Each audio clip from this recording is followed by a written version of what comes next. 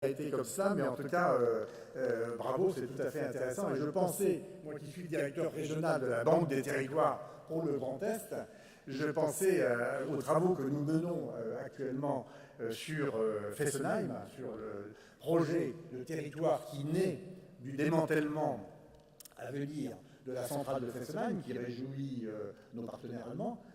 et sur la main tendue que nous avons proposée à nos partenaires allemands. Et je vois bien la difficulté quelquefois de travailler, de partager des concepts, des approches, des problématiques, et puis de partager simplement une langue commune. Et là, quand je vous écoute, monsieur, êtes-vous allemand? Parce que vous avez une maîtrise du français qui est absolument remarquable. En tout cas, toutes mes félicitations et félicitations pour la qualité de vos propos. Je regrette d'arriver un peu comme cela, simplement pour vous dire quelques mots, hein, c'est bien ce qui nous a été demandé, quelques mots sur la Caisse des dépôts, qui est votre grand partenaire depuis déjà des années, hein, je crois que ça fait depuis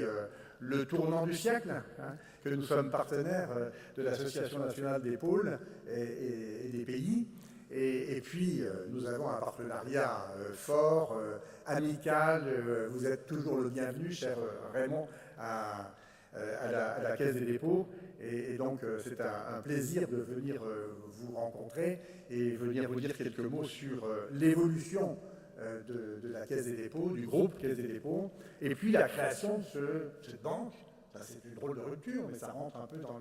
ce que vous disiez tout de suite, si j'ai bien compris. Alors, effectivement, la Caisse des dépôts, 200 ans d'ancienneté, est en train progressivement de prendre un autre virage, s'adapter à son temps probablement, et elle a décidé de réorganiser un peu ses activités. Et tout d'abord, elle a décidé que le domaine de l'entreprise serait désormais le domaine spécifique, exclusif, du moins lorsqu'il s'agit de financer, d'accompagner, de garantir, d'amorcer des projets d'entreprise. Et bien tout cela est confié à la Banque publique d'investissement, la BPI France, qui a été créée il y a quelques années, un peu dans la douleur, avec des exigences très fortes des territoires, et puis des critiques au départ. Et puis on voit bien que le rythme de croisière s'est pris, et qu'aujourd'hui, nous avons, je crois qu'on peut, au bilan déjà, au bout de quelques années, 85 000 entreprises accompagnées, financées, garanties, vraiment amorcées souvent, donc dès le début et jusqu'au CAC 40. Et nous avons la chance là d'avoir un outil qui est extrêmement performant. Donc à la Caisse des dépôts, aujourd'hui, l'accompagnement des entreprises, c'est BPI France. Et puis nous avons un compartiment extrêmement puissant, c'est la gestion des actifs, parce que pour être un fonds aussi puissant que le fonds de la Caisse des dépôts et s'inscrire dans la longue durée et accompagner les territoires, il faut de la ressource, il faut un patrimoine, et nous avons décidé de sanctuariser tous les actifs dans un compartiment de gestion des actifs qui nous permet de dialoguer avec les grands investisseurs institutionnels. Mais nous avons également un troisième métier que l'on a remis en ordre également, c'est la gestion des retraites. Il y a des élus, il y a des collaborateurs d'élus, il y a des collaborateurs de collectivités territoriales, ils savent, et puis il y a eu aussi des mineurs, il fut un temps, et beaucoup d'autres métiers, ils savent qu'ils sont gérés aussi par un fonds, par des fonds, par un grand nombre de fonds d'ailleurs, qui sont sous la protection et sous la gestion de la Caisse des dépôts, qui aujourd'hui peut se vanter de gérer la carrière de un Français sur 5. Un Français sur 5 est géré par la Caisse des dépôts. Et puis, les quatrième métier, c'est la gestion des filiales, des participations de l'établissement public Caisse des dépôts. Et là, c'est tous les outils que nous avons pu créer au cours de l'histoire récente de la Caisse des dépôts, sur les 50 dernières années, tous les outils que nous avons créés qui correspondaient à des manques du marché, des non-réponses économiques du marché, et donc à l'engagement de la Caisse des dépôts de créer des entreprises, d'intervenir et de contribuer à l'aménagement du territoire ou à l'accompagnement des territoires. C'est par exemple Transdev, que tout le monde connaît ici, qui est un des grands transporteurs mondiaux, et qui est présent dans tous les départements, ou dans presque tous les départements de France, dans beaucoup de villes de France, partout sur le territoire national. Et aujourd'hui, sur bien d'autres territoires, jusqu'au bout du monde, très loin d'ici, la Transdev est présente et elle ne fait pas que du transport classique, elle s'interroge en permanence, elle est sur la brèche de l'innovation en permanence, et donc tout ce qui est mobilité douce, tout ce qui est circulation intelligente, partagée, etc., est dans le scope, dans la préoccupation de Transdev. Mais nous avons Aegis aussi, qui est une des très grandes filiales de la Caisse des dépôts, filiale d'ingénierie, et qui fait que la France a aujourd'hui un outil extrêmement puissant de présence d'ingénierie qui est présent et sur le territoire national et également sur beaucoup de très grands chantiers dans le monde entier. Sait-on qu'une bonne partie du métro de Bombay a été imaginée par les ingénieurs d'Aegis, par exemple. Nous avons ICAD, vous connaissez ce grand acteur de l'immobilier sur toutes les grandes villes. Nous avons aussi des sujets que nous avons traités sous forme de création d'entreprise et qui faisaient l'objet de totales carences en termes de présence d'entreprise. Je pense par exemple à CDC Biodiversité. Qui aurait imaginé il y a simplement 10 ans ou 15 ans qu'on allait créer une entreprise qui trouve son modèle économique et dont l'objet soit de faire de la biodiversité? Eh bien, aujourd'hui, dans le giron de la Caisse des dépôts, on a cela. Voilà, rapidement brosser 4 métiers importants qui permettent de réorganiser tout le patrimoine et tout le savoir-faire ancestral, ça fait quand même 2 siècles que ça dure, de la Caisse des dépôts. Et il y a un 5e métier qu'on a rassemblé sous un nouveau vocable et qui m'a permis d'ailleurs d'être présent ici même à Nancy avec Olivier Sichel, son directeur général, ce jeudi dernier, pour inaugurer donc, la Banque des territoires sur le territoire de Nancy et de la Lorraine. Donc c'est la Banque des territoires qui réunit tous les outils qui, au sein de la Caisse des dépôts, sont des outils dédiés à l'accompagnement des territoires. Donc c'est là où j'en arrive vraiment à votre préoccupation, à vos préoccupations, mesdames et messieurs, membres de l'ANPP. Eh bien, tous ces outils, c'est-à-dire des outils de financement à travers le fonds d'épargne, des outils d'accompagnement financier également des professions juridiques présentes sur le territoire, les notaires, les administrateurs de justice, etc., les SEM que nous finançons également grâce à nos activités du bancaire. Et puis, c'est également dans cette banque des territoires, c'est tout ce que nous savons faire en termes d'ingénierie, c'est très important, et vous avez un partenariat fort en termes d'ingénierie, d'accompagnement avec nos amis de Territoire Conseil, qui sont aussi dans notre banque des territoires désormais. Et puis, c'est un métier qui est un peu, si j'ai bien compris ce que vous disiez, monsieur, tout de suite, eh bien, un peu aux franges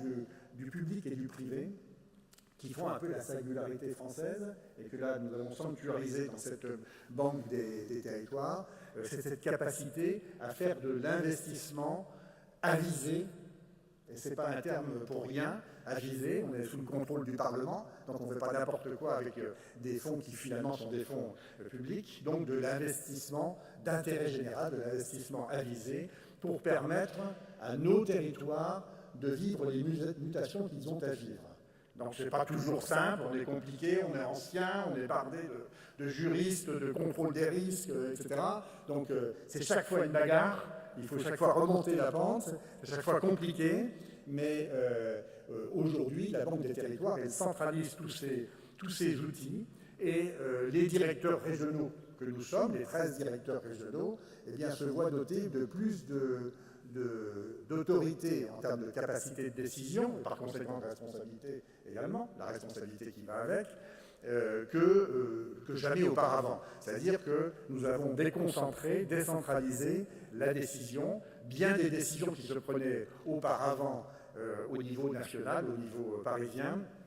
entourées par un aréopage de poids et contre-poids qui faisait que les décisions étaient parfois difficiles, même si souvent elles sont très fondées. Eh bien, tout cela, aujourd'hui, est ramené à l'échelle régionale, à l'échelle territoriale, et les équipes eh bien, sont dotées des poids et contrepoids, mais cette fois-ci sur le territoire,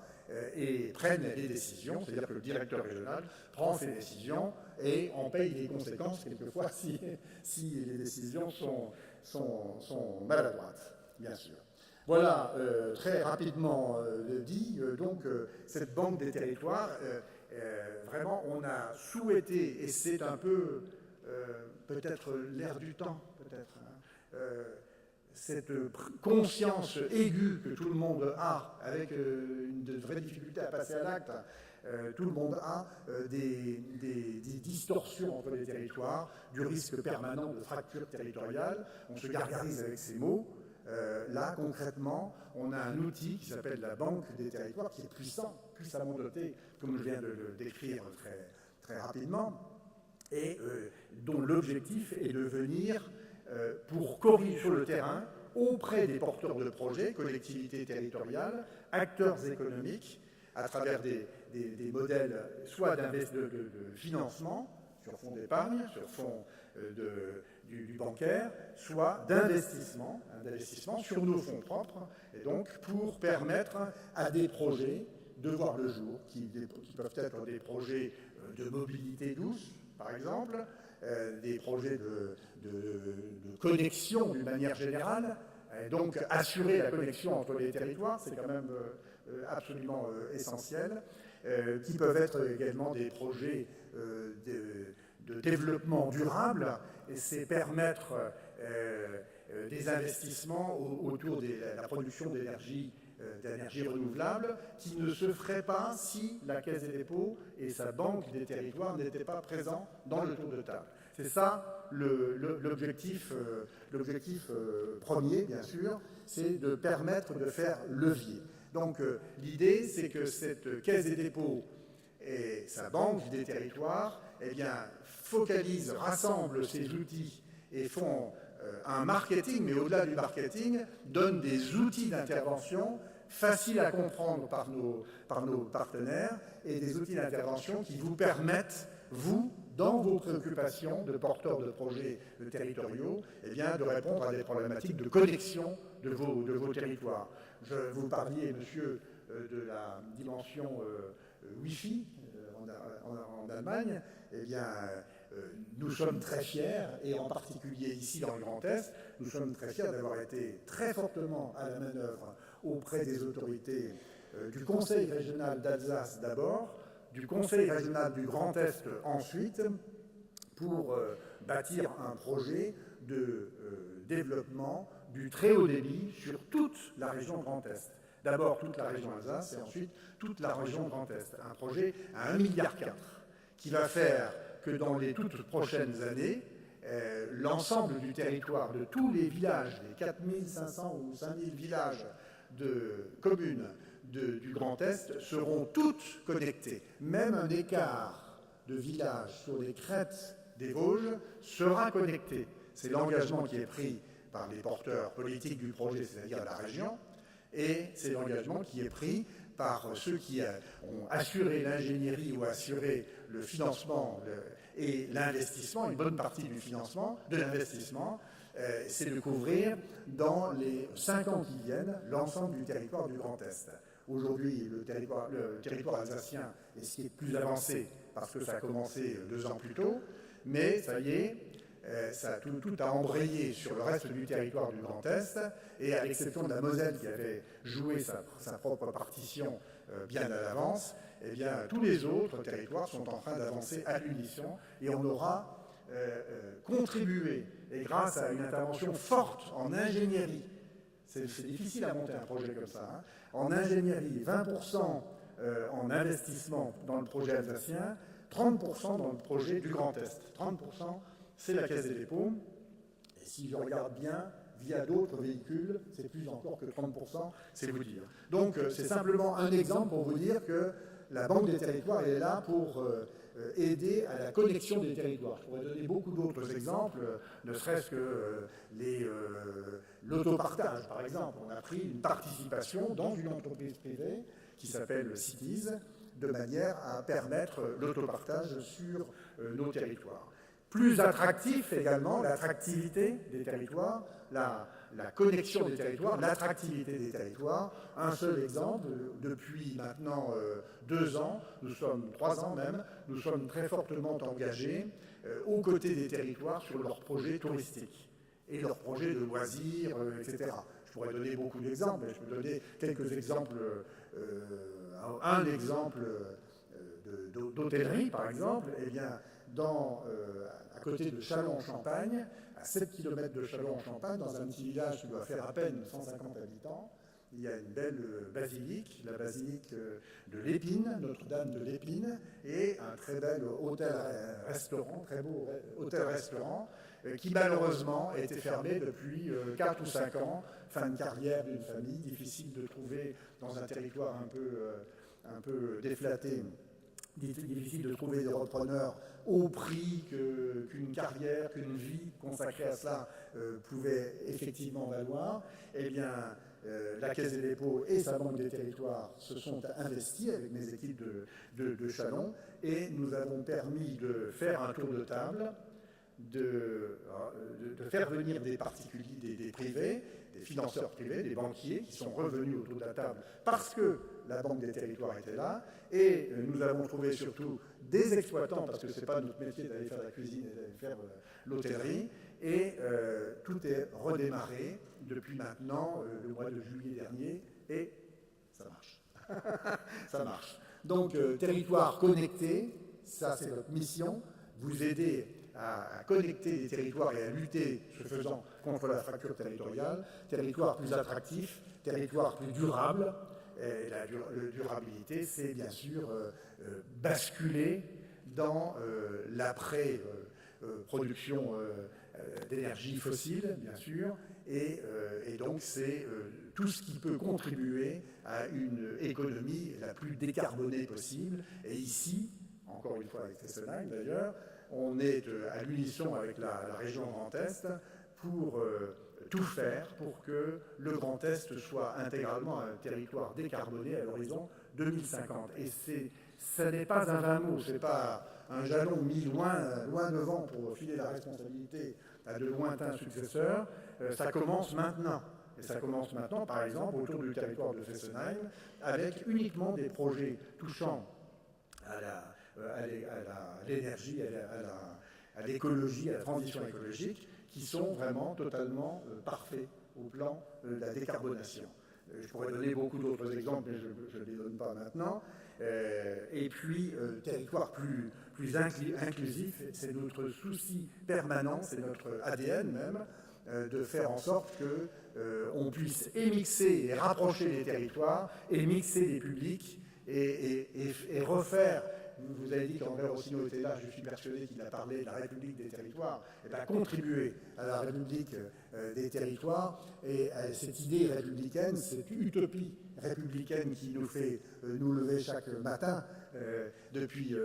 plus des générations, eh bien c'est assurer la mixité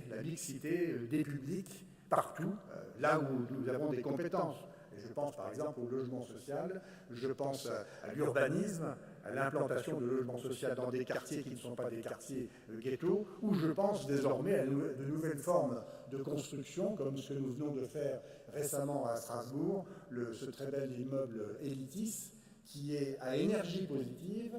et qui prévoit, par des modes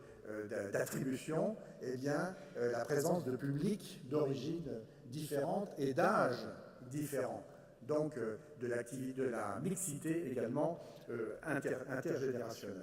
Voilà, donc tout cela pour vous dire que nous avons aujourd'hui beaucoup mis l'accent sur ce que nous savions faire, et nous avons rassemblé tout cela en termes de conseils et d'ingénierie. Nous avons la CET qui est dans notre giron désormais. La CET, c'est un grand cabinet d'ingénierie territoriale. Et puis, nous avons les financements classiques du fonds d'épargne, et puis, pour terminer, nous avons les investissements, cette capacité qui est peut-être unique au monde, que l'on peut faire grâce à la Caisse des dépôts, et d'être un investisseur avisé d'intérêt général, qui a une poche très conséquente pour pouvoir intervenir et venir faire basculer positivement des projets qui sinon ne démarreraient pas. Voilà, c'est ça la promesse de la Caisse des dépôts et c'est ça l'engagement de chacun des collaborateurs de la Caisse des dépôts et de sa banque des territoires présents sur le terrain. Merci beaucoup, Patrick François, directeur général Grand Est de la Caisse des dépôts et consignations. C'est vrai qu'on attend beaucoup de cette banque des territoires, donc c'était important que ce matin, vous puissiez là aussi repréciser ces contours. On va continuer à relire pour remercier là aussi l'ensemble des participants de cette première table ronde, Laurent Riotor, Josiane Cornelou, Nicolas Soré, et Hans Gunther Kleb. On peut les applaudir, on se retrouve à 13h30, pétante. Parce qu'on a une après-midi dense, on va parler d'alliance des territoires en pratique, de l'alliance publique-privée. Mais je vous souhaite d'ores et déjà un bon appétit. Rendez-vous ici à 13h30. Bon appétit.